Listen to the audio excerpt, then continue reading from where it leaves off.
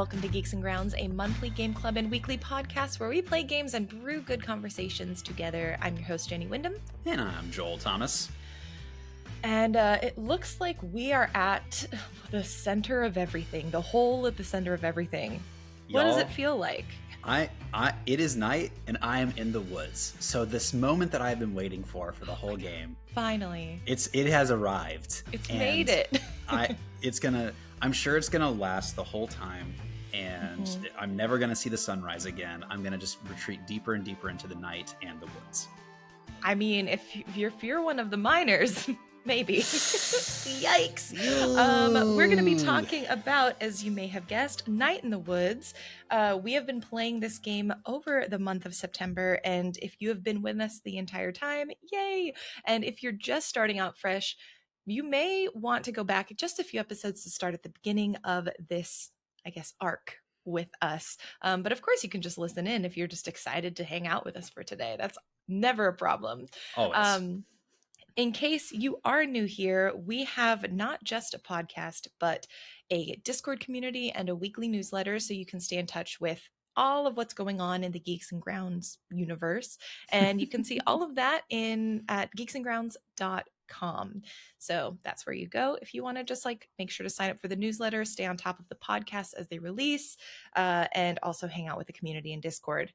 We have our IRL digital hangout this Saturday. If you're listening as this episode drops, Saturday the 28th of September at 3 p.m. Pacific time in the Discord. We're all going to be getting together for about an hour, chatting in person about final thoughts surrounding Night in the Woods and what we are coming away with it after playing for a month.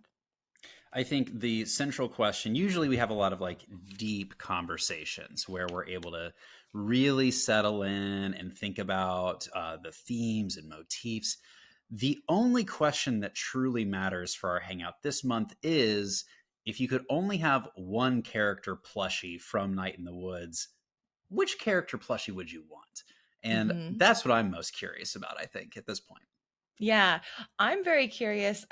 So I can tell everyone's talking about the ending because everyone's been very good with their spoiler tags. And I have not read it because I wanted to go into this discussion and have my thoughts on the ending not be spoiled. And so everyone, I just finished it actually this morning because I had a really busy weekend and I did not get to play it. So I'm fresh off of the ending. Okay. And so I'm really excited to go in and read everyone's thoughts and reactions to it because it seems like people were really diving deep. So I'm very excited. I did see a question though from, I believe it was We Go Giant, who asked about if the cast of Night in the Woods was Scooby-Doo, who would be the Scooby-Doo adjacent character? And I thought that was such a great question. I have to think about it a little more, but I'll come to the hangout this weekend with my answers at least. This is the BuzzFeed article of our age. I'm going to have to put a lot of thought into this before the hang. I'm so glad you mentioned that, Jenny.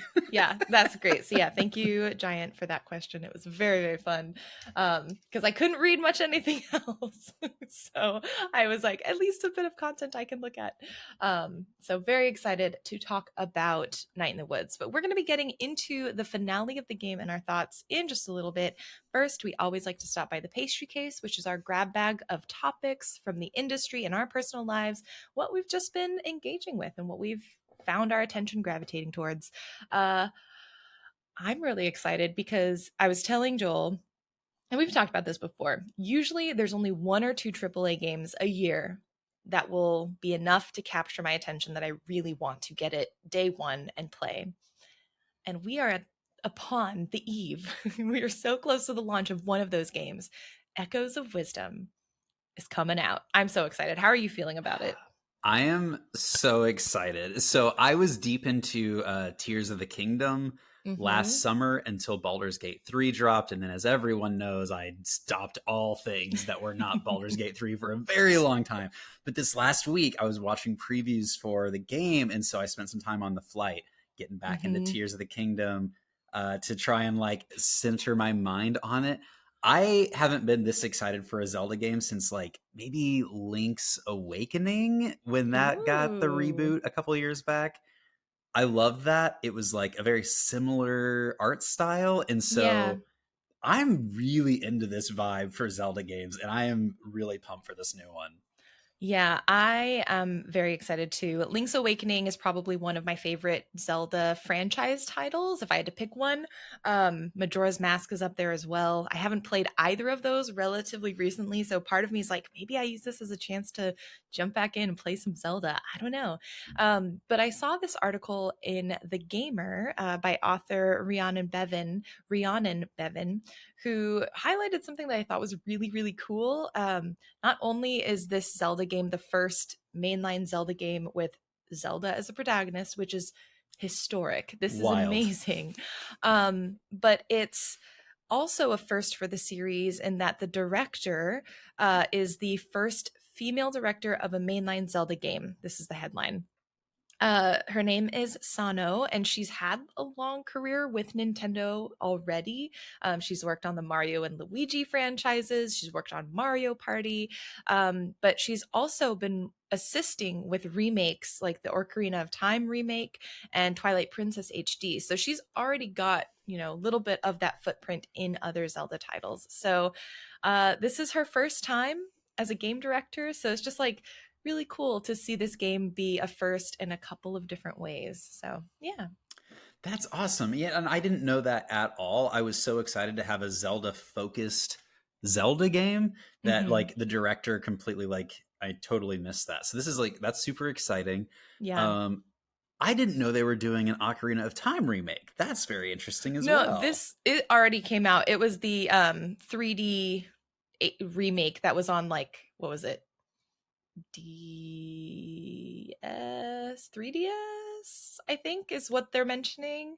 Oh.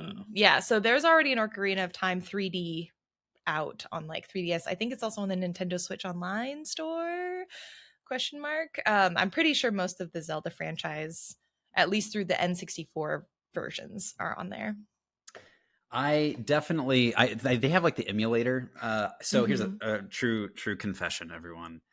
I have never played Ocarina of Time nor Majora's Mask. It is like two games that I thought they were like too hard for me as a kid, and so I never played them. And so I've like been wanting there to be a remake of those two games for years and years. So okay, it's on a 3DS. That's good to Yeah. know. I didn't miss Yeah. it. Well, and it's on the Switch too. If you ever get Switch Online, so it's on the Switch Online thing. So you Is have there it a already. 3DS of Switch Online?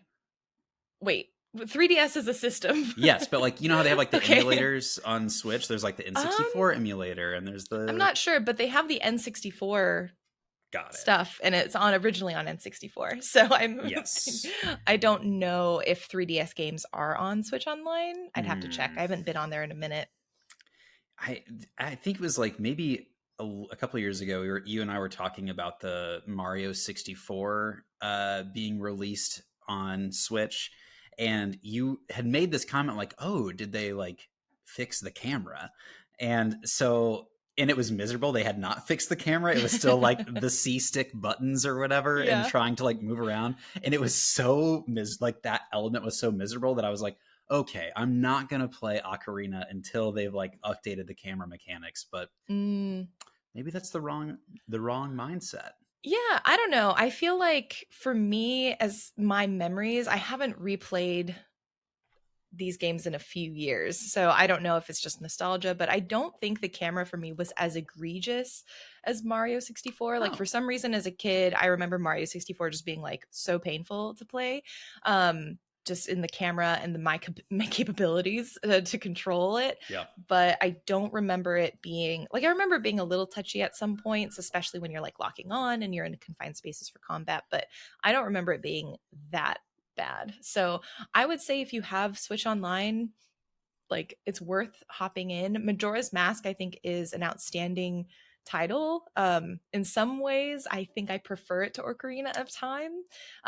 Which Hot take. I know Get in the comments. I know people may have feelings about that, but I am also I love time looping games. And so games that allow for the exploration of smaller spaces over longer periods of time where they force you to see the differences. Like, I think that's just a really cool mechanic. I love games that do that. So Majora's Mask is just like my personal brand of Zelda that I would love. And Link's Awakening is just beautifully done. So true. Loved it. Yeah. I'm pumped. So yeah, the new one looks really great. I'm excited to have this new Echoes of Wisdom game. Yeah. Is it next week that it comes out? Soon, right? September? This September 26th, so it's this week. 3 days from now. Great. Yep. So, what are you playing in the meantime as you're waiting for the launch? It's finally happened. I have gotten into Animal Well, and it is the best platformer I've ever played. Wow. I love it. Dang. I love it. Because like you were totally right. Like the puzzle aspect of it is just so engaging. It's like right at my challenge threshold. Yeah. Like, so good. I've probably unlocked 75% of the map, I'm guessing, just based on kind of how things are shaping up. Yep. Collecting the eggs, trying to like follow in your footsteps. Yeah. I haven't hit in, like much of the lore experience that you've told me yet. So I'm trying to like intuit the lore as I'm following this like bunny or whatever, the spectral animal. I will say that's where I found the game lacking. Like, I don't think there is a ton of lore. Like, I think there are secrets. But I think for me personally, the game's biggest gap that I wish they could have had, like if they had this, it would have made it like absolute S tier plus game, is if there was some sort of lore. I think there are little bits like lore that threaded a story together. There's lore, but it's like more in the service of lore for secret's sake, which I don't think is a bad thing. I think it's just an expectation I had that I quickly was like, oh, I don't think this is actually going to be happening. Got it. Well, I mean, I just got to say, it's been a true joy to play, especially coming off of, I have decided to give up on the Elden Ring DLC. For context, everyone, I probably have dumped 260 plus hours into Elden Ring, and the DLC is so hard. Like, for anyone listening that's into the game, like I just beat Mesmer this last week during my week off, and it easily took me 6 hours to beat this one boss, and that was in one sitting. I have been playing this boss for weeks. Wow. So like I was just like, you know what? There are more fun ways that I can spend my time playing video games. So I might just like hop on my horse and just run around and like look at the really beautiful landscape for a bit and then bid that game adieu, because it's just that's amazing. Like, okay, because I have dabbled. I started streaming a little Elden Ring. I had a lot of fun, but didn't get very far. And it's one of those games that's on my backlog. Like I do want to go back. 6 hours for what? And I know this is the DLC, so like the difficulty curve is up there. It's for people who are invested, but like that is a lot of time. Oh my God. I spent a lot of time like Melania. I probably spent over 6 hours, 10 hours like beating them, but it was like, you know, there were so many more people playing that you could summon them into your game. And like my brother was playing and my friends were playing, so we could all try and fight her together. And it's like, in addition to it being way harder, a lot of the social aspect is not there because like for example, I waited outside of the Mist Gate to play Mesmer for probably 45 minutes, and there was no one that was like, you could summon in to help you. So, wow. Yeah. Interesting. I didn't realize that like community, like having people and like community there to be with you was that integral to playing the game. It doesn't have to be, but it was something that like really changed my experience. Because I played my first time playing a Souls game was maybe like 4 years ago. I was playing Demon Souls, so like I was way after the curve on that. So this was my first time that I was like in the game when people were playing it, and I could have my friends play, and I was like, you don't mind just like getting absolutely dominated and like one shot killed and then running it back when you got your friends with you. But it's just you on your couch, and it's like, who is this for? This was like it was like every boss was Melania level hard, it felt like to me. So Wow. Well, if I ever get good enough to join you, I will let you know and we can try running some of these bosses together. I would totally join you on the main game if you ever were looking for a buddy. Yeah. But yeah, so what have you been getting into? I've been playing a much less intense game. Plucky Squire just launched last week, and so I have been playing it. I've actually been uploading. There are videos. I think only one or two has dropped at this point, but I'm uploading a Let's Play. So if anyone trying to dabble back into the content creation sphere now that life has calmed down a little bit for me, so if anyone wants to watch, it's up there. But I think it is a beautiful game. This is the one where it's like the characters, actually referencing Zelda. It's kind of like the link between worlds where you go from 2D to 3D. And this game is stunning to look at. Like when you jump from the 2D storybook page out into the real world, into basically what feels like Andy's room in Toy Story, is just like, it's it's just awe-inspiring. It's beautiful. The game itself is very much a family oriented game, so I'm playing it. It's not offering a ton of challenge. The story is very service level, but I kind of like, you kind of know going in that that's what it's going to be, so I'm not too chuffed about it. I'm not too upset. It's just like, I know it's not giving me very much to work off of in terms of content, but it is just beautifully done. And if honestly I had like a 6-year-old niece or nephew or child near me, I would probably play this with them, because I think this would be a perfect game for like a young elementary school kid.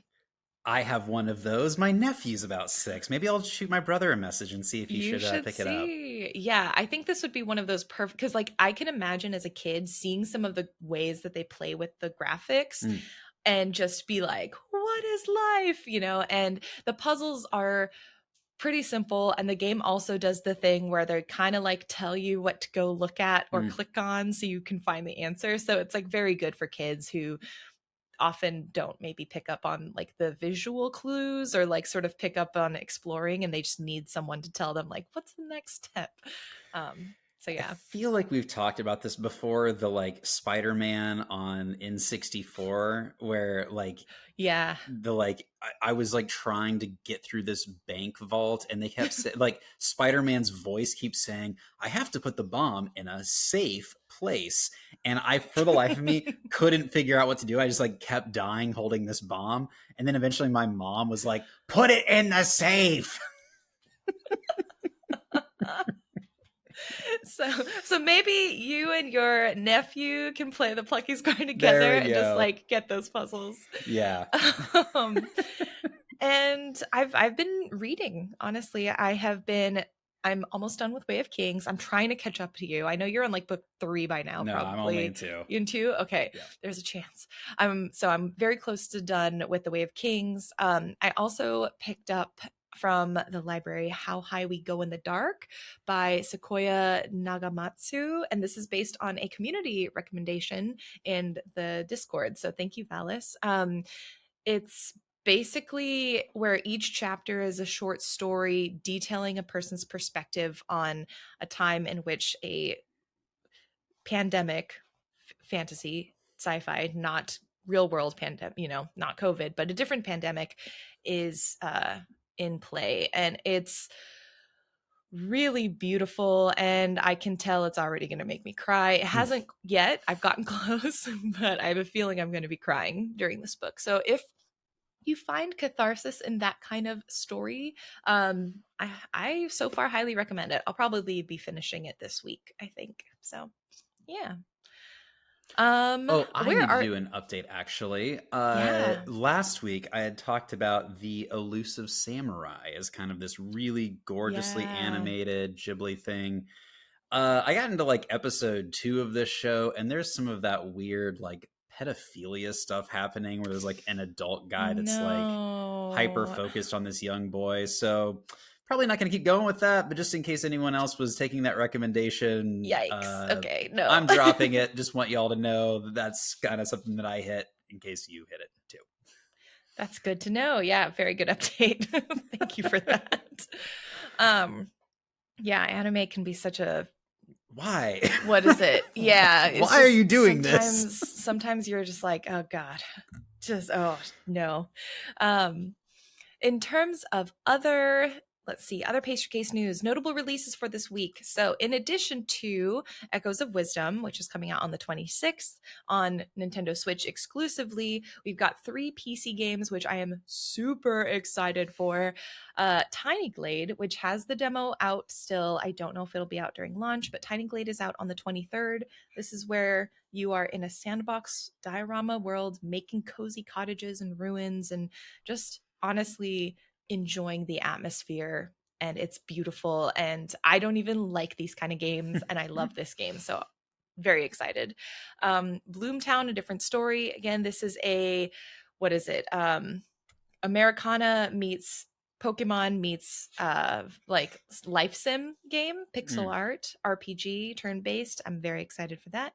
And Mouth Washing, which is a horror game, which I normally don't get super into, but a friend of mine is like super hyped on it and he's gotten me excited. And it's about 5 crew members of this ship are they're just stranded in space, and they're shrouded in this like perpetual sunset and sort of what happens on this ship. And I think it's meant to be kind of like a walking focused narrative exploration game, so you're not like, at least as far as I know, you're not fighting things, you're just kind of running from things, which I always find is way more scary. You don't have a weapon, or maybe you do, I don't know, I haven't played it. It is very gory and violent. It is a horror game, so just take that with whatever grain of salt you want.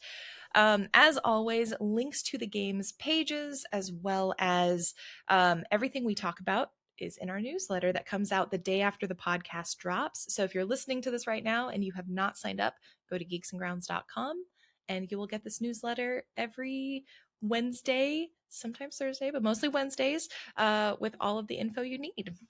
And be sure to weigh in on if I should be playing Ocarina or Majora's Mask in my late 30s for the first time. I can already that's a yes. That's a yes. Okay. I think it's one of those, it's like a required, like not a required reading, but it's like so integral for so many games. I think it's like very worth playing. It's the Great Gatsby of video gaming. Yeah. All right. So, this month's brew, we are finishing out our time with May, with B, Gregg, Angus, and the rest of Possum Springs. I am very, very excited because we left on a cliffhanger where quite literally we were running from cult members and a shot in the dark rang out, and that was the end of the 3rd section. As a quick reminder for everyone who listens, these discussions, we walk through it sort of like an audio let's play where we're going through beat by beat what happened in the game, our thoughts and reflections, and it's full spoilers. And since we're at the very last week, it is full spoilers for the entire game. So that is your spoiler warning. So I gotta say this, like, big picture up top, I thought the pacing of this end section was flawless. Like, in terms of like the slow build up to this big cliffhanger moment, and then the pacing of part 4 and how you work towards the ending.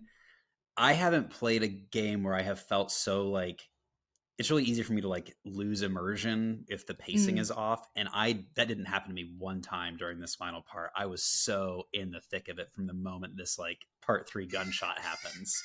Yeah, same. I feel like near the end of part 3, especially because we have been in a routine the whole time, by the end of part 3 I was kind of like, all right, if part 4 kind of mimics the same thing, like I don't know, like I'll still enjoy it, but and the way that this last section really just changes up and the scenes are cut and you're kind of hopping in and out, it feels very fever dreamish. With the way that the scenes are paced and like fade in and out a lot of the times. You switch character control at one point, you control B for a little bit, so it's like really cool. I agree. I very much like the structure of this. I also, just to not like hide the lead, I really liked this ending. Um, I know, I feel like there are some holes, but even with the holes and even with some of the things where I was like, I wish maybe we got more in depth here, or maybe we tied it up a little bit more solidly in there. Overall, I left feeling and put down the Steam Deck feeling satisfied with my experience, and I was like quite pleased with this game. Yeah, same. Overall, very much enjoyed. So, Yeah. shall we dive in? Yeah. So when we come to, we actually aren't running anymore. We're also not May. For me, I controlled B, and I don't know if that was different for you. I had Gregg. Okay. All right. I think. At least I wrote down I'm in Gregg's point of view. So, That sounds it like you were sounds like I Gregg. was Yeah. Gregg. Um, and you're kind of like, it seems like you are kind of in, was it Gregg's apartment that you're Gregg in? Yes. Yeah, I Yeah. think you're in Greg's living room. In my scene, it was I was controlling B, and then Gregg and Germ were playing video games. I hope that I didn't get this wrong. Don't at me if I got this wrong in the comments, but it's literally my first bullet point is Gregg's POV. So Yeah. hopefully. So it's really interesting though, because you can tell that like, even though people are distracting themselves in the room, there is concern and you are kind of in hiding. You're, I think you're scared that the cloaked figures are after you. Yeah, in my situation at least, B I walked around, I got to talk with Gregg and Germ, and they're just talking about playing the video game. And I actually go to the window and I look to see, and I'm like, are the cops coming? We learn that these friends called the cops, but they don't seem to be doing anything, like nothing's really happening. And Angus is in the kitchen, kind of getting ready to bake, like stress baking. I Stress think he's baking. baking a brownie and he wants to make lasagna. And especially knowing what we know about Angus and how food is such an integral part of his coping and healing with his Hmm. childhood. It's Yeah. like you can see this is like putting him in a really bad place. And he's like trying to cope with it as best as he can. Yeah, I thought this whole sequence was for something that kind of stops the action in some ways. It felt like a very grounding moment that like Yeah. there's not this immediate tension like someone's, going to shoot me right now, but like the tension of like do these people know who I am? Do they know where Hmm. I live? They kind of seeing the stalking. And we also start getting hints maybe about what's been happening with May throughout this portion. Yes. So I think we talk about at least the friends, they were talking about how they're not sure if May's awake or if she's up yet. She's with her parents. So we know that May is at least currently alive, but we don't know how they all got home, and basically how far away is this from the actual night. And I assume this is just the morning after. But all of this is like happening so fast and it's a bit of a blur. Yeah. um I will say, just as a side note, because we didn't get to talk about Germ very much last week, I I would die for Germ. I love Germ so much.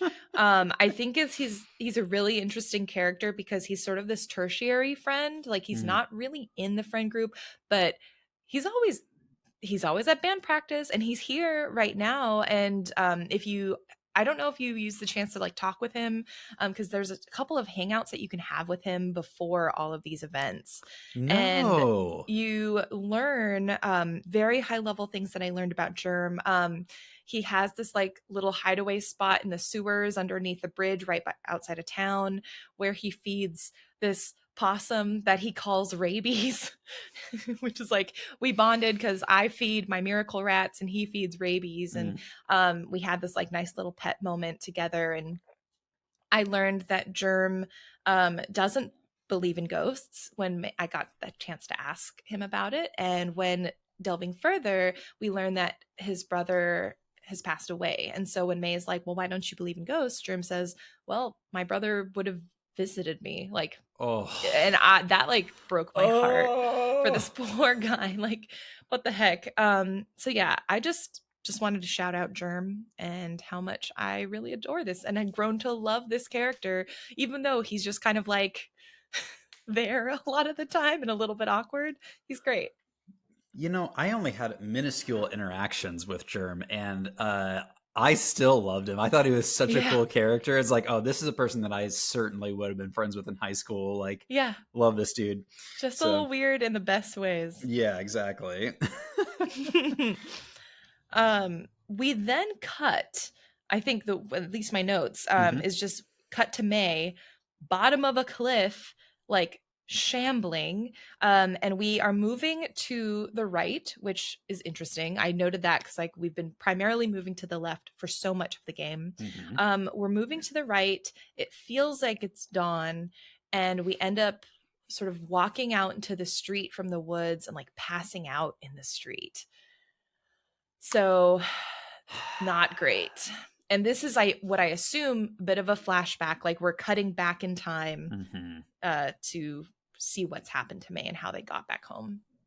Yeah, and you know, there's also this moment where you start seeing gate posts, like what I now Mm-hmm. know are gate posts, but I did not realize they were gate posts throughout the entire game. Mm-hmm. I don't know if that's something that caught your eye as something that's like, oh, I've been seeing these things, but I didn't know what they were, or could you always tell what they were as you were playing? I assumed they were gate posts, so I actually didn't really think twice about. I wrote down gate posts, exclamation, exclamation. They look like dicks. So that's They the level did. of maturity I No, have, everyone. I also actually noticed that. Like I was like, in the morning light, does look a little bit more phallic. Yeah. So I'm Deepest glad. apologies, everyone. Sorry Nope, for this is the the analysis that they all come here for. oh, this is what they come here This is for. it, Okay. yeah. um, I think after that, what's really interesting, and this is where we started getting to the first of what are a few almost like dream-like, maybe disassociative states that May goes through, where it's like we don't really know if it's reality initially, and then it's like, oh nope, this is definitely not real, because Mm-hmm. then it's a dream. Everything kind of breaks up. And the first one that we go through, May is in the church lying down, and there are like everyone's around her seemingly like mourning May's death. And at first I was just like, oh my god, what? And then as they talk, things like literally pieces start floating and breaking apart, and then you're just like, okay, this is not real. I'm curious, do you remember who you had at May's like church memorial service? No, I don't. What was Because the experience for you? I had so I wrote Selma was here. Mr. I wrote the stars guy because I can never remember his name. And like the pastor, an alligator who always yelled at me, he was like, ah, you dang kids, stop jumping on the roofs. And then a goat that I could not remember. But I was wondering if it was Interesting. based on the people I interacted with throughout the game. I mean, I do remember the church being relatively empty for me, which would make sense, but I Okay. don't remember at all who was there. I didn't take that note Yeah. down. Oh, interesting. Hmm. But yeah, it was like people who were just saying like she died too young, and then the old man was like, I want her to live so that I can tell her that she needs to learn from her mistakes, and how bad she is. But I thought that was quite Oh, interesting. that is interesting. Um, I the had dream. noted that there Oh, was some line of dialogue when you wake up in the church where someone references that you were shot by hunters. I think they talk about that later. Like they were shot. Oh, okay. Yeah, you were shot at. I don't think you were hit. Um, but It was just yes, the idea that yeah, it was hunters, I thought was really interesting since all of her friends are like I aware think of what's going on. And like, yeah. I don't know, it was just like an interesting, like, is this a cover up kind of moment for me where I was like, what's going on here with that? Yeah. I assumed it was maybe because it was a dream, and then B, later also you kind of hear the kids, the gang, I guess, because they're not children necessarily, but they were talking about how like what do you even say to adults? Like, how do you even report something like this? Because it sounds so unbelievable. Um, that church scene, like I said, bleeds into and fades into a like hospital scene. So Mm-hmm. it's kind of coming into this moment of like, I don't know, I thought about the grandpa immediately and how like you began thinking about how your grandpa died in the hospital and you have the bed that's in the poem and how he says like this house is haunted. So I'm like, this feels like a moment. um and then the janitor shows up. Did the janitor show up for you? What's going on with the janitor though? Okay, I feel like the janitor is like, you know how we had nihilistic cat as a form of god. I Mm-hmm. feel like janitor is another form of god Oh, personally in snap. some of the ways that he's shown up, particularly at the end. Hmm. But it's weird because I think maybe he's also real because he also like exists in the town because he was in the play. So Yeah. obviously people interact with him. But I think maybe there's a version of him that exists in May's mind that represents a form of God to May. That's fascinating. I mean, I had so many things written down with the janitor. It was like, is he the person who's leading these cloaked figures? Is he real? Mm, Is this a reference to the janitor from Scrubs somehow? I don't know. I was all over the map with this one. yeah. Do you have a leading theory on the janitor? No, I don't. I don't, even after finishing the game, I don't have any insight into what is Mm-hmm. going on with him, to be honest. Love it. Did you get to a Um, conclusion about the oh, it was the I god. think it was the god. I think janitor exists in real life, but the janitor that we see by the end of the game, I think is this amalgamation of like the thoughts that May has about God and faith and is trying to work through in her own mind. Um but yeah, it's a bit confusing because I'm like, I think he exists in both reality and not. Mm. Hmm. I love that. um yeah. Um we then cut to we have like a scene where May is finally back with friends. I think there's a lot of reunion time happening. Everyone is very concerned for May Hmm. because clearly, like out of everyone, I mean, she's definitely going through some extra stuff on top of everything that's happened. Like her mental state is just deteriorating really rapidly in addition to her physical state being like she's hurt and Mm. all of this. It's weird to me. It's just I'm just like there are no authorities are taking anything seriously. And it seems like the parents know what's going on sort of cuz May has come home and they're concerned and I'm like the cops, I think I wrote down that we called the cops. I don't know why I would have written that if we hadn't, but it's like I think the authorities have been made aware of something happening and it's like are they not doing anything? Like what? Yeah, we also learned that it was like her aunt cop that found her in the woods, and like, Yeah. why was she there? How did she know to find May there? Like, the aunt just smells dirty to me. I don't know. I don't like it. Yeah. So that is one area where I'm just kind of like, I feel like the events that happened and the subsequent reaction of the people who do know what's going on feels like the parents specifically. I feel like Yeah. there should have been more follow up there, but uh alas, there was not. But we have a scene where May and B, they're all getting ready to go to bed. May has said, "Hey, I want to stay over at my friend's house." I think, there's a safety in numbers element. I think May also just wants to be with her friends who actually get it. Mhm. Um, and May and B have a discussion about what actually happened at college. Did you have this with B or did you have this with Gregg? I didn't write it down who I had this with, but I definitely had this Hmm. conversation. Okay. This whole moment. So I'm going to pause here to say, Hmm. last week we were talking about like various theories, and like one of our joint theories is when you read the newspaper article, you think about we saw like the hallucinogenic gas, and we're like, oh, maybe that's what's causing the dreams and maybe influencing like the events. Hmm. I am so glad that that theory was wrong, that that is not what was going on, and that we are doing actually a more serious dive into when like a person is really struggling with an aspect of their mental health and well-being. I think this is a so much more satisfying and grounded character development and eventual ending than Mm-hmm. if it had been like, oh, and the reason this is happening is because of gas leak. Like that Right. almost would have been like plot wise, maybe like, okay, you tied the bow here, but from a Mm-hmm. character development perspective, this was so good. Yeah. I think this started to make a lot of things make more sense. And I think we see uh like we had speculated early on, we're like, there's probably some history with, we know she's going to therapy, so probably something around the lines of depression, anxiety.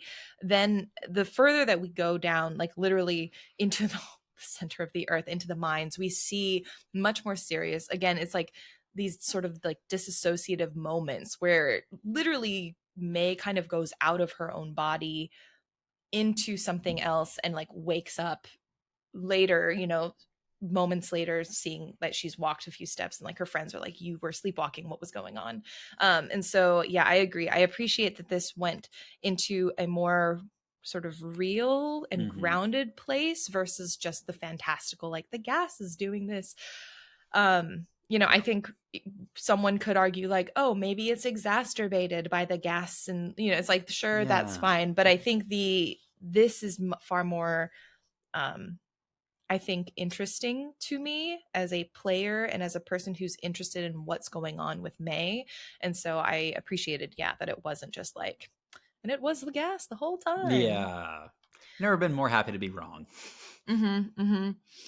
Mm-hmm. So they have this really heartfelt moment. We learn that, this was getting worse and worse at college for May. And coming home, she described seeing everything as just shapes, and that nothing was anything but shapes anymore. And coming home was hopefully a way to restore the people Mm. and not just see the shapes in her life. And so we see why for her returning home was such an important thing for her to do. Um, which, yeah. It's the Ooh. very like Googling derealization and hating what you find from Bo Burnham Mm-hmm. moment. So we learned that like when she was in high school, she had one of these kind of episodes and Yep. she violently attacked with a bat uh, one of the other classmates, perhaps Yeah. Andy Cullen.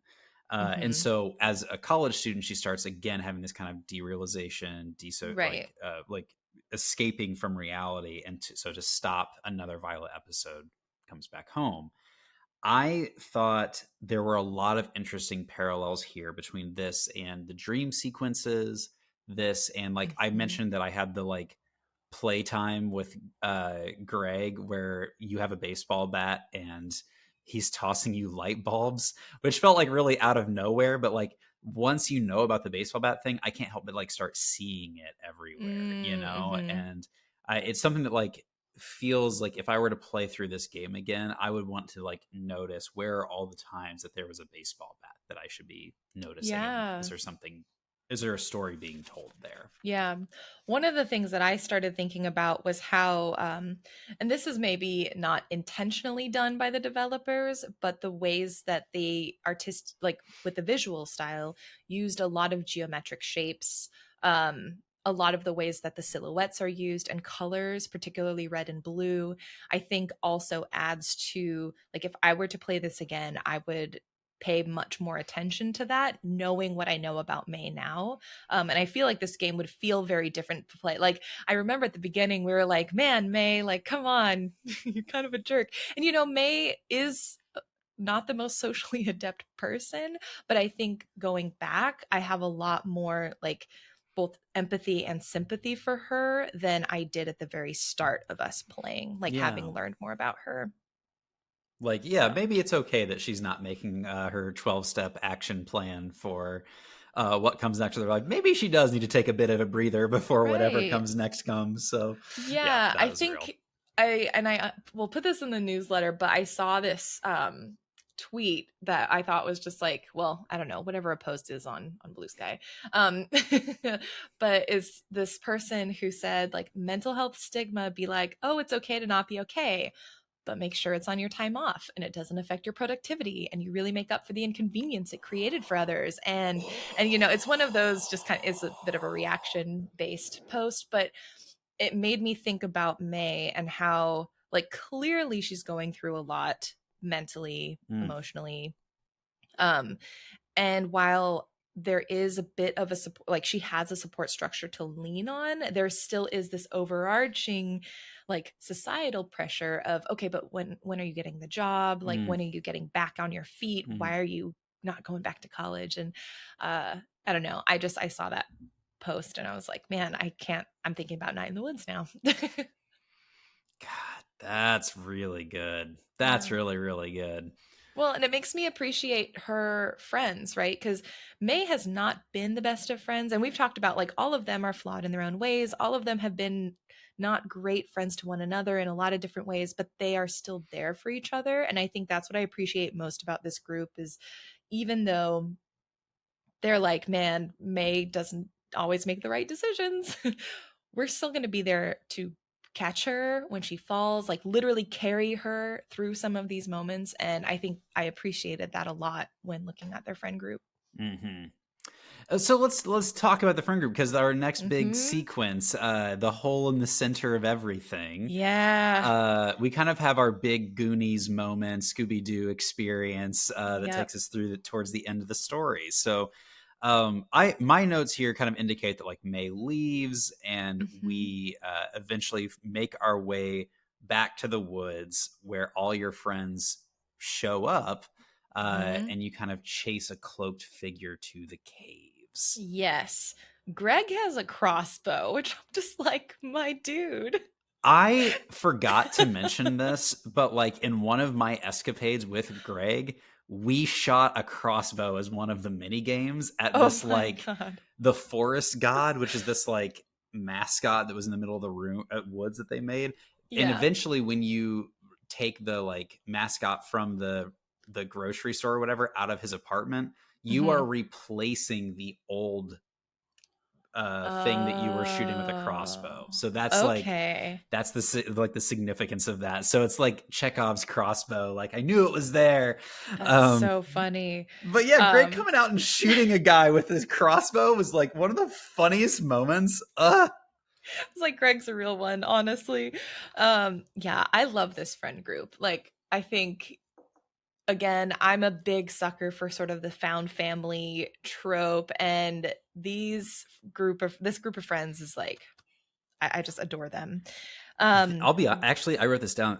It was in this moment, like, after Gregg shoots the guy with the arrow and, like, all the friends come back together, I legit started, like, tearing up playing this part of it. Like, this was the moment, the, like, found family, like, no, May, we are in this with you moment, that I was like, they are in it with you, May. Hell yeah, I man. know. It's so good. And so we shoot the person in the arm with the crossbow. They go back down to the mines, and everyone's like, all right, we in this. We're going to go down and confront these people. And there's no hiding that they're coming down. Like, the mine shaft, it's, there's one elevator. You can hear it coming from a mile away. So they go down and essentially confront this murder cult in the dark. We don't get directly to them because we stop at the ledge of what seems to be a bottomless hole to the center of everything. Chasm. Yeah. And we learn, like you mentioned, what is it? Hot Fuzz, you said, was the reference? It is your Hot Fuzz reveal. Apparently, there is a cult of people who, because of the economic downturn, all of the stuff happening that has played a role in removing support structures from their lives, like financial, people are leaving, like the town is in a downturn. They said, okay, there's this, like, god that we hear from the bottom of this hole, and it wants to be fed. And every time we feed this god,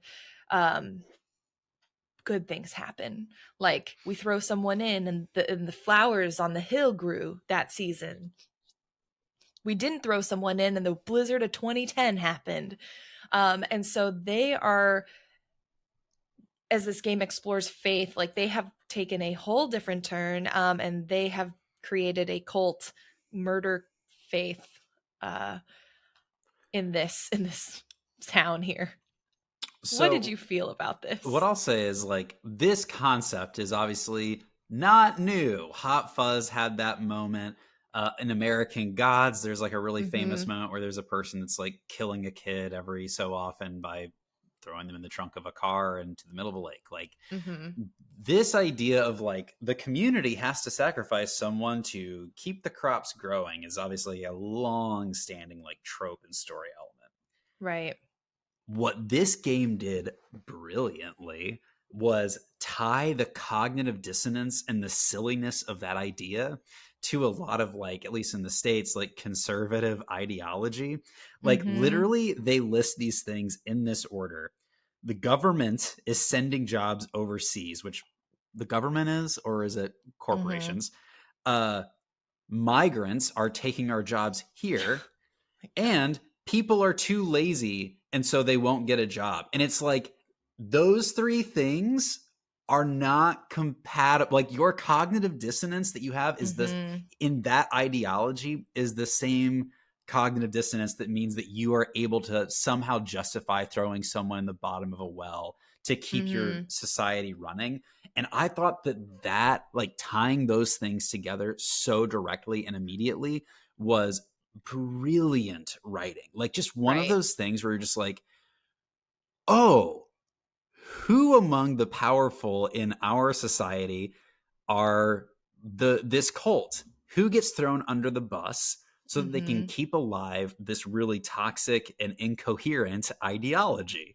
And I Right. just thought, man, like I've never seen those perspectives tied together so clearly and cleanly. And it was, I loved it. Mm. I loved it so Mm-hmm. much. Yeah, I think this whole game has been a really interesting exploration of different things that people put their faith into to Mm, try and make sense of the world. We have like May's mom and the pastor use Christianity, and that's, they use that to make sense of the world. Angus says, no, no paranormal, no religion, but science is the way that the world is going to make sense to me. mm, And I saw very much that this was the cult trying to understand, like, basically the cruelties of capitalism by putting a superstition to it, and that being their explanation. When you talk to the stargazer friend, he mentions a line earlier. I think it's like maybe the second time you can do stargazing with him, and he talks about how people put their faith in symbols to make sense of things they can't like explain, and they put their faith into things. I forget the actual line. I should have gone back and written it down. So I think this is a really, really powerful connection to make, especially, okay, just to contextualize this game, because this was what, 2017.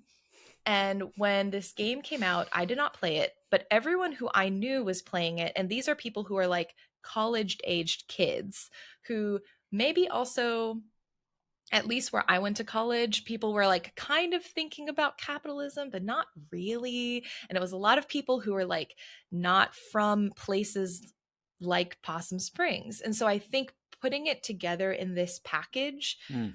allows people access to, like you said, connect some through lines that maybe are very obvious, especially now looking back. Like I think 2020 happened and people learned a lot, and they learned very quickly, and a lot of people were very radicalized. But in 2017 especially, I can't imagine playing this game and like seeing some of these connections and being like, oh my God, like this is actually really powerful.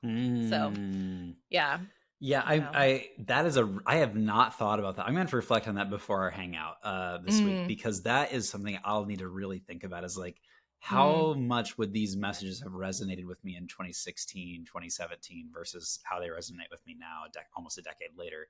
That's yeah. something I have to think about for sure. Yeah. So I think it's kind of funny because, like, I think looking at it, when we had the cult, I was like, oh my gosh, like satanic rituals. And I'm like, no, they're actually resisting, like the demon in their minds is actually capitalism when we look at it. But I'm like, I don't know if I really would have made those connections 10 years ago. I don't think I would have been smart enough to. Like, I wouldn't Oh, have known. Like, dear audience, I've known Jenny no, since 2015, and she no, absolutely would have. no. But, you know, it's interesting though, because like the thing that I've probably learned the most about since that era is just like mutual aid and what it means to have a community Yeah. that's like reinforcing and building itself. And it's like these are likely the most powerful and wealthy people in this community. And rather than investing in their community Mm-hmm. and building those structures and building those supports, they have chosen instead to murder a child every so often. Yes. Well, and not just children. They murder pretty much anyone that is not seen as important enough to be paid attention Right. to. That's right. And this goes back to, again, if you've gone stargazing, there was a whole parable that you get about with one of the constellations about the seer and how, you know, if someone is considered obsolete, do they still deserve things like food and housing? I remember that so vividly. Wow. And it's like, these are people who do not believe, if you do not have a purpose, then you don't deserve to belong. You don't deserve to live is the conclusion they A came purpose to. as they define it too. Like, Yeah. yeah. Oh, Yeah. that's a great point, Jenny. Wow.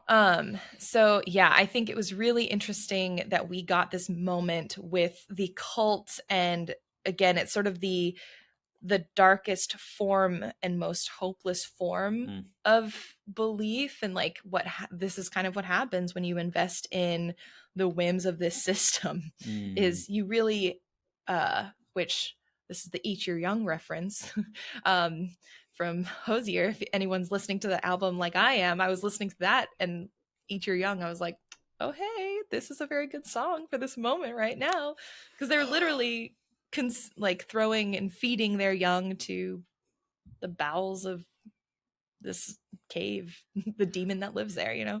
How does a song that is so sexy sounding have such a powerful social message It's about so good. sacrificing our children on whatever the altar is that keeps our society moving? Absolutely wild. Yeah. But we're not here to talk about Hosier, though we could. We could. So big beat at this point. You're confronting this group across the chasm, but they have a gun and you only have a crossbow. No.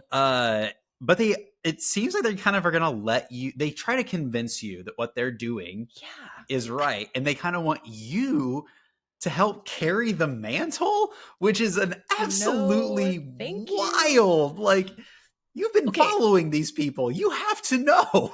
Especially because if they had any sort of social awareness, literally Gregg is like shaking with anger because Gregg also realized they are the ones who killed Casey, the missing person that we have been wondering about. Yeah. They threw Casey down this hole. And so that's why Gregg is like, I'm ready to shoot you. I'm ready to go down with this. And yeah, fortunately, we do say, Gregg, no, they have guns. Like, we're going to just leave. They're going to make us the offer. We're going to go. But also just like absolutely wild, because like when you think about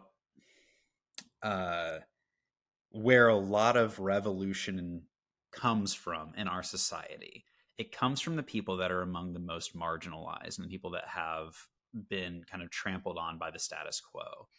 And I feel like this group of friends specifically very much fits in that category, right? Like Gregg and Angus, like this queer couple that has been having such a hard time, like getting plugged into any sort of economic success or looking to move, like B dealing with like her family issues and the inherited store and everything else that comes with that, like May and her mental health experiences. Like this is, you could not have chosen a less likely group of successors to this really fucked up vision that you have than this group of friends. Like, you've chosen Scooby-Doo in the gang to help you commit murder. Like, that's Right. what's happened.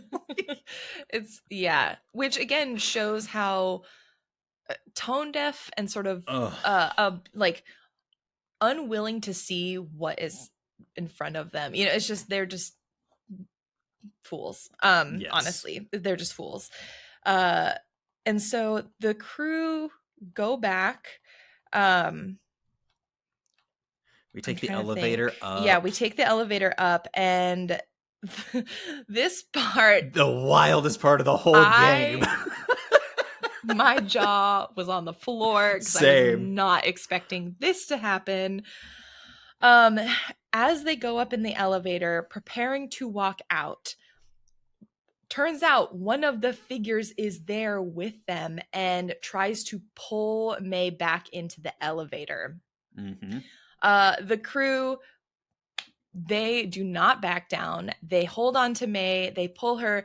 Angus is like, we got to get the elevator to go down because then, the person will go down with the elevator because they're on the elevator.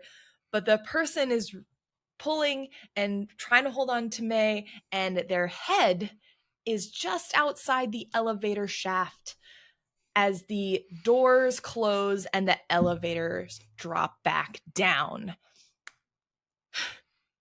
So, Googling decapitation, hating what you find. I, in a million years, would have never, ever put that as a part of the, like, would never have guessed. I totally agree. It was such a abrupt, but it was a good moment, I guess, but it was such a surprise. Yeah. So you watched this audibly, person. Yeah, I audibly said words. I was, yes. It was, yeah. It is absolutely wild. But this fall of the elevator that kind of breaks causes a massive cave-in. Mm-hmm. Which, one hand washes the other. I guess the murder cult is probably not getting out of here, but now you have to try and make your way out. Mm-hmm. And you kind of end up with what I felt was actually one of my least favorite parts of the game, which is you're making your way towards maybe a shaft of light. There's this body of water, and May has kind of one of those moments of derealization, disassociation. Yeah. Where the sinkhole tries to kind of swallow her up and pull her in. Yeah. What was your to be honest, I did not like that. It felt kind of gimmicky to me in a way that almost it made May's very real experiences feel not as real and grounded as they had, as I had felt they were going up to this point. Yeah. But also maybe it gave you some closure on these weird dreams that she's been having. So I don't know what your thoughts are. I did not like that part in particular. Yeah. But I think I thought it was kind of okay, the sinkhole part, honestly, I was I didn't need her to fall into a sinkhole for this. Yeah. But I think the sentiment that she, the realization she comes to in this moment was one that I appreciated in terms of just general closure and seeing May's progression as a character, where this is the moment, and I wrote this down. She says that when I have to let go. So when the time comes, I want it to hurt. And I thought that was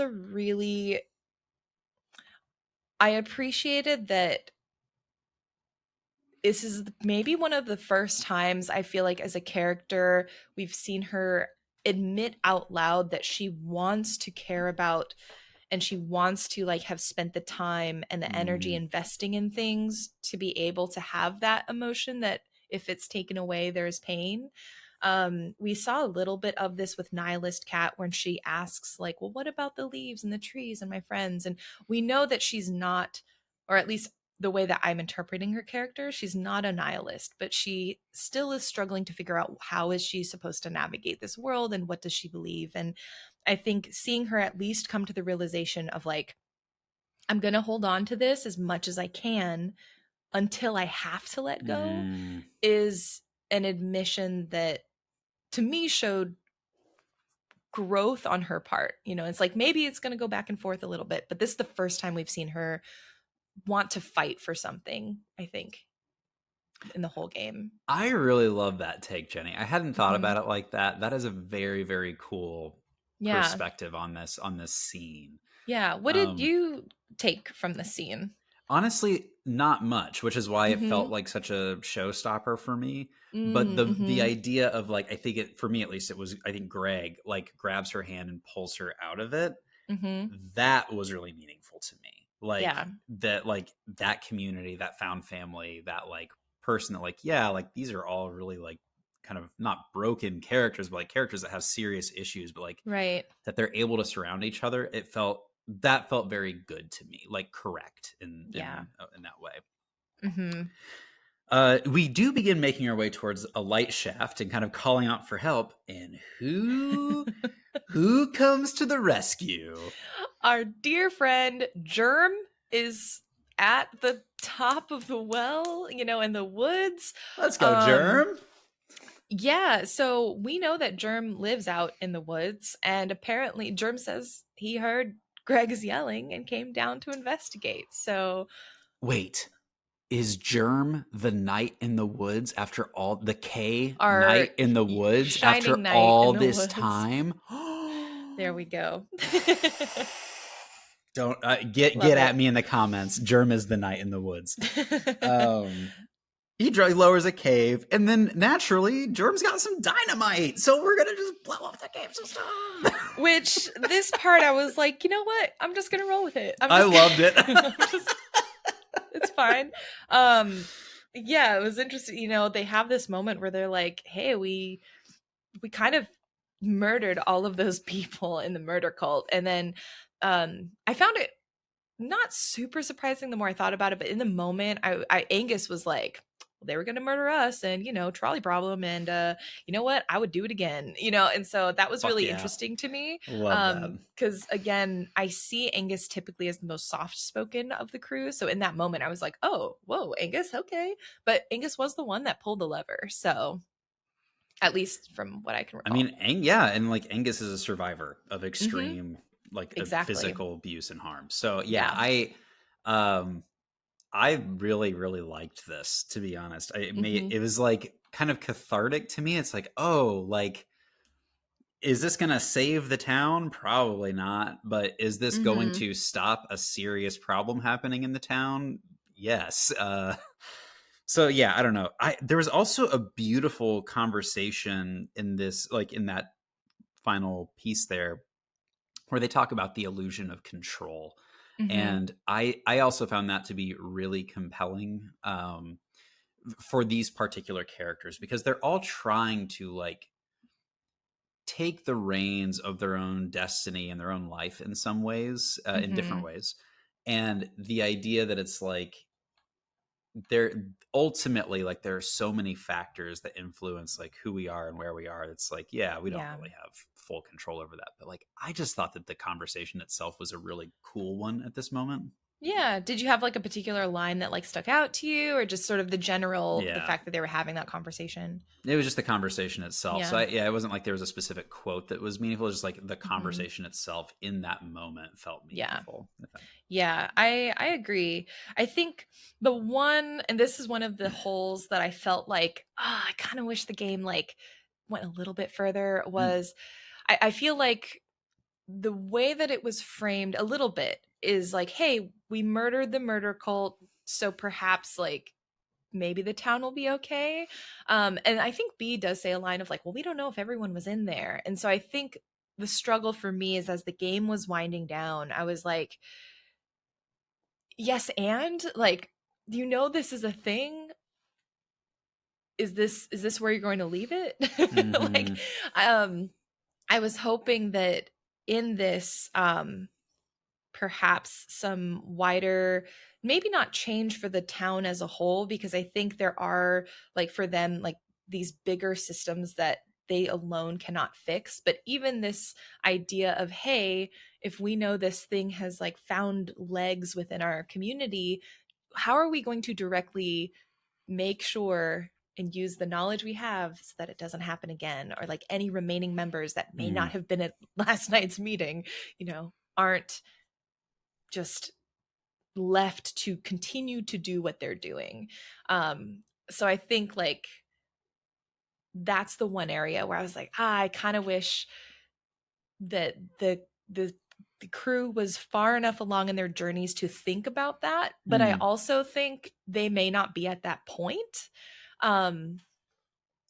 Just because they're still struggling through such personal things. Maybe they don't have the capability yet to advocate for those wider systems. They can just advocate for like one another as sort of individuals and friends, which I think is, it's not ideal, but it's also kind of more realistic, perhaps. I don't know if you had any thoughts on that. Yeah, I think it almost reminded me of like a Stephen King ending where it's like some horrific thing has happened and maybe the main character is the one that perpetrated that horrific thing. And rather than focusing the ending on how they come to grips with that, it's more just like, no, like the central story is over now and you get to imagine for yourself how they're going to cope with that moving forward. So it didn't actually bother me much. I think at this point I was like, it felt like, based on how the story had been running, like it felt like the right end before we get to the epilogue here. So yeah, for me, it actually didn't leave any holes. It felt resolved enough. Yeah. And it wasn't a major, like, again, that's like one of those things where I think as I played, I was like, this is me also as someone who's in their 30s, who has thought a lot about, this game. And I think this is like an ideal, like, oh, I want them to go deeper just because I'm so invested already in this world and these characters. But I do think it made sense to me, overall, what was happening. So, yeah. So we get to the epilogue. Is it called Stars? I have that written down here. Yes. Yeah.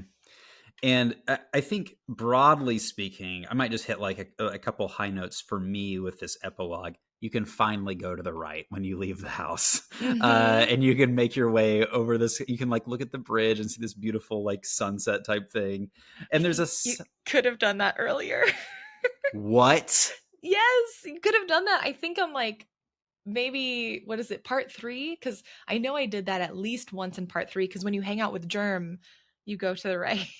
Sorry, maybe I'm it's so because sorry I didn't hang out with Germ though, because like I checked every single day. I walked out of my door, went to the right, saw the construction crew was there, and was like, well, guess I'm not doing it. Oh, okay. Maybe I missed the very last like part 3 opportunity or something. Yeah, but okay. I remember checking pretty diligently.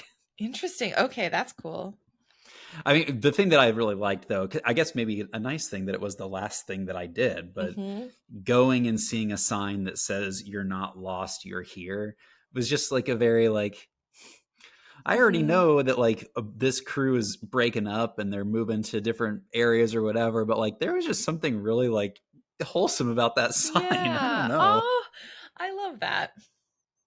It's funny because I think I read that sign earlier and it felt different to me reading it, because I had read it earlier in the game when I was still in the doldrums of like, we're in Possum Springs, we're here. Like, yeah. So I love that you got to have a different take on it because you got to see that at the end versus like in the middle of the game. Got to be hopeful. Yeah, I love that. Me too.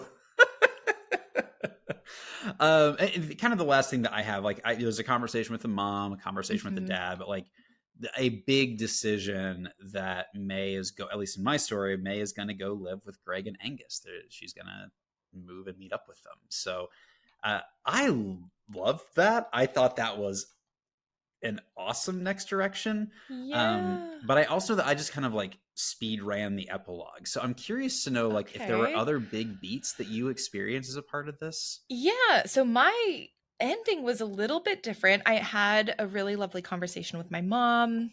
Again, I appreciated the relationship that May had with her parents. I loved that, got to hang out with mom, said I love you. Like they're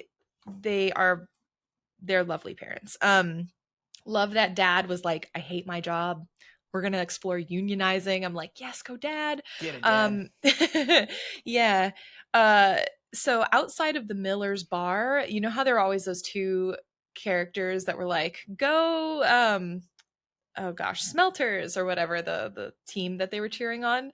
So one of the characters, he left because because everyone leaves, and so I talked to the guy who left or who was there, Mhm. and he was like, well, do you like the Smelters? And I was like, Oh, yeah, you could say no if you wanted to, but of course I'm gonna say yes. And so I was like, yeah, go Smelters. And so we had a little bonding moment. I thought that was very cute. um I saw the janitor. Did you see the janitor in front of the statue? oh no, I didn't. Yeah. The janitor was there, and it was like, well, what did you learn? And uh my character May said, I don't think I learned anything. And I wrote down, this is why also I was like, I was a little bit kind of like, oh, but the ending, why didn't they go further? And then he says, in my experience, the big things don't teach you anything, but they make you something. And sometimes you got to wait a while and see what comes of it. Oof. And so it's one of those like, hey, maybe the crew did not do what I thought they should do about the death cult and investigate further and start a change in there, but maybe this has planted the seed for something later that they can do. And I think that was a really nice line that helped me kind of like smooth over some of the holes Oh, that I I was love feeling. that. I went to the donkey grocery place and got to see my rat babies, which has turned into a rat colony. I love them. I have a screenshot. I'll put Interesting. it in the Discord. Yeah. It was I just have a screenshot of May with her arms out that's like, my little rat babies. And honestly, I had gotten a little choked up with everything in the game, especially in the end. I'm like, oh, so many feelings are friends. Mhm. The rat babies are honestly the thing that broke me. Oh, I started snap! crying. Really? Yeah, I don't Oh. know. I invested a lot. I fed them every day for the first couple parts, and I think there was this element of May was not in a place where she was even really caring about herself, but like how I was playing, May cared about the rat babies. Like that they were grounding her in something that she could not find in herself. And so like the Mm. rat babies finding their success and taking over the town, very happy ending for me. That's very cool. You know what I decided was May can't invest in herself, so she's going to invest in her music career, and she's going to get really Oh good at playing music. yeah. And I was going to get really good at this rhythm game, Yeah. um, but I couldn't and didn't, and so yeah. Sad. We have another mini game I want to ask you about. But first, instead of living with Gregg and Angus, in my ending, we are going to go on a road trip with B, a long road trip. Oh, I So I love thought that that. was really cool. So that was like really lovely. Yeah. And B says, or no, May says we want to go west. We can go where it's really flat, no mountains. And we might as well be trapped out there together if we have to be trapped. And I was like, that is very, very sweet. That's very, very sweet. I Yeah. love your ending. Oh, Yeah. man. So that makes me really happy. So B is like, I can't go this year, but we can start, maybe go next year. And May is like, I'm going to start planning. And for now, we're just going to have like pizza and a song. And that's when the credits rolled for me. Mm. That's great. Yeah. I am so happy we played this game.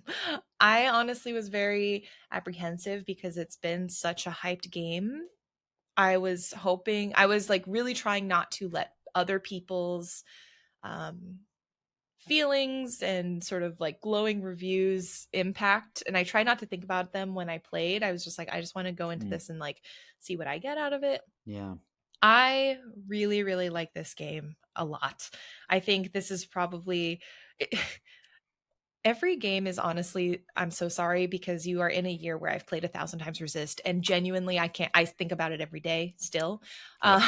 So there's that. But like in a year where we played 1,000 times Resist and I am obsessed with that, to have another narrative game that honestly gave me so much to think about, I think that's a big feat. And I think Night in the Woods definitely did it. That I fully agree with this. And I part of the reason that I'm so thankful for Geeks and Grounds is that the curation side of this, the community making recommendations and like everyone settling down into these games to have like a real conversation about it.